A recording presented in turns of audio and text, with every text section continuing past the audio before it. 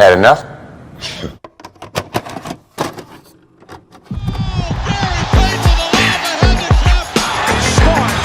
Hey guys, this is Dominique Wilkins. Hey, this is Sean Kemp. This is Gary Payton. Hey, this is Pau Gasol. NBA fans, what's up? This is Vince Carter here. Hey, what's up? This is Matt Barnes. If you're an old school NBA fan like I am, make sure you check out the Basketball Time Machine with my man Sean David. Hello and good day to y'all. How's it going? My name is Sean David and I welcome you back to the Basketball Time Machine, your weekly dose of old school NBA basketball. In today's episode, I want to take a look at NBA players talking about playing against Michael Jordan one-on-one. I'm pretty sure that this topic has not been covered yet on YouTube, so I thought, okay, it would be a very good idea to hit you up with that topic. But before we start with that, let me ask you guys for a small favor. Please subscribe to the channel and like the video if you enjoy the content. All right, you guys, let's get down into it.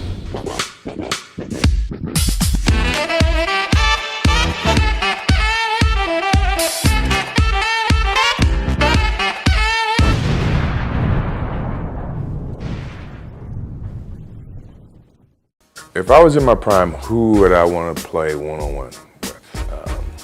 That list is very long. So the first player story that I want to take a look at is from James Worthy, obviously a former Los Angeles Laker and a former teammate of Michael Jordan's when they were both playing for North Carolina. And I just want to state, I'm pretty sure that the result of their matchups would have looked different if they would have faced each other when Jordan was already in the NBA. But let's hear what James has to say. I was the best guy on the team when he came.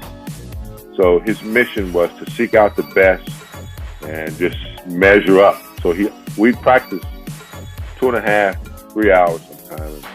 You know, you got to get back to the dorm, got to eat, got to go to study hall. And I'd be walking off the court like drenched.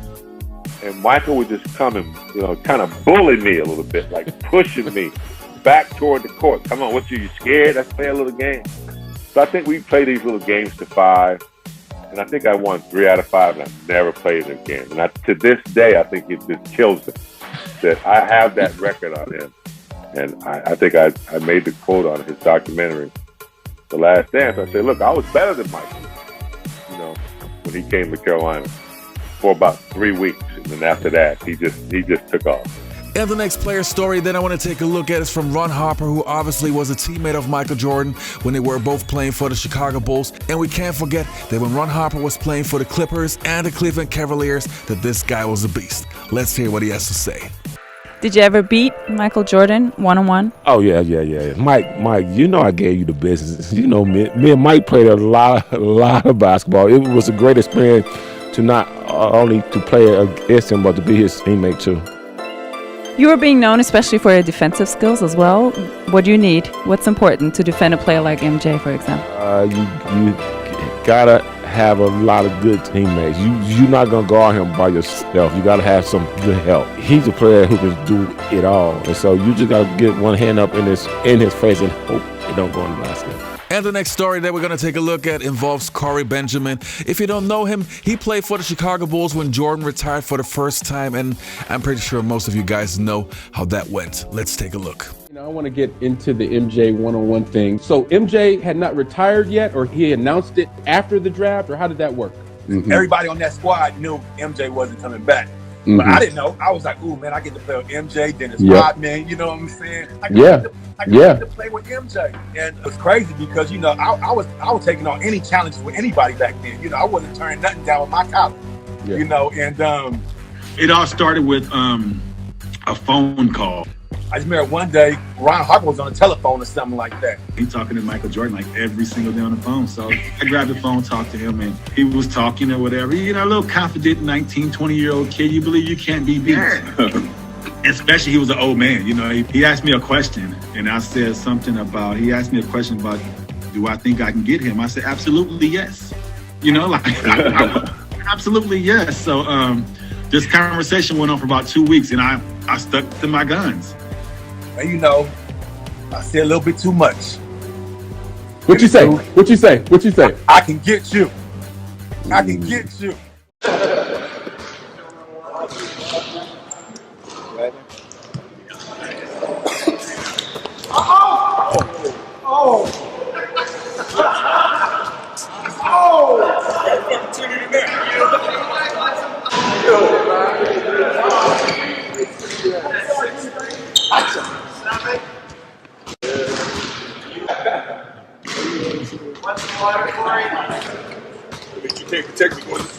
teach, I teach. Hey, you know that. All day. Look around you, man. Look around you. What you see when you see around you? Look around you. Oh, the next one is super cool. Michael Finley. Now, Michael Finley was a great player in the 90s and the early 2000s. Actually, I loved him back in the days. He had a very nice playing style, was a great offensive player, also a solid defender, especially when he was playing for the Phoenix Suns and the Dallas Mavericks. And he played against Michael Jordan when he was still in high school. Let's take a look.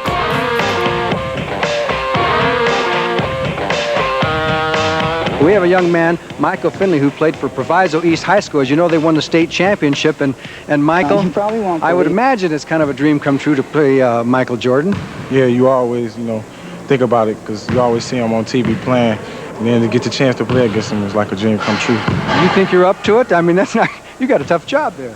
Yeah, I think I'm up to it. Let me ask you, are you nervous? Yeah.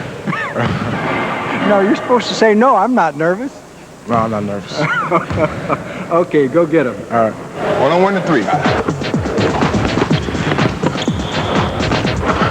All right.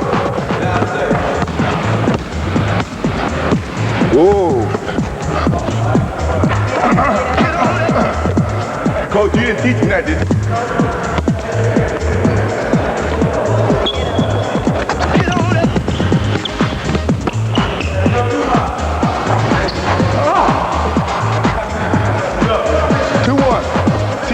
Cheerleaders, they got pom-poms on.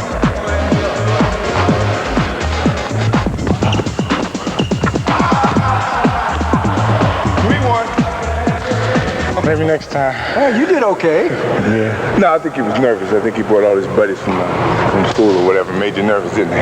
Yeah. I'll give you a rematch. Right. Or, I don't know. I may see you in about 5 years. Good job. Well, nice job. Next, let's take a look at the O.J. Mayo story. So this can be something you probably could print. I'm playing in my camp against O.J. Mayo. He was a top high school kid coming out. He starts his thing about, you can't guard me, you can't do this. I got my campers here, so I can't really go where I want to go because of all my camp. I'm going to start with this question. What possessed a young man going into the 11th grade to talk smack to Michael Jordan at Michael Jordan's camp? Well, I happen to be the only high school player there, and it was mainly a freshman in college. And so, he came on the court and he guarded me, so instantly I was like, man, he must think I'm the, not the strong link over here. And so I got it going a little bit, and obviously it's any ball player's dream to play against Mike. And I couldn't tell you how many times I did his move after the finals the next day in the rec center and stuff. So I got a few buckets. So I stopped the camp, send the kids to bed.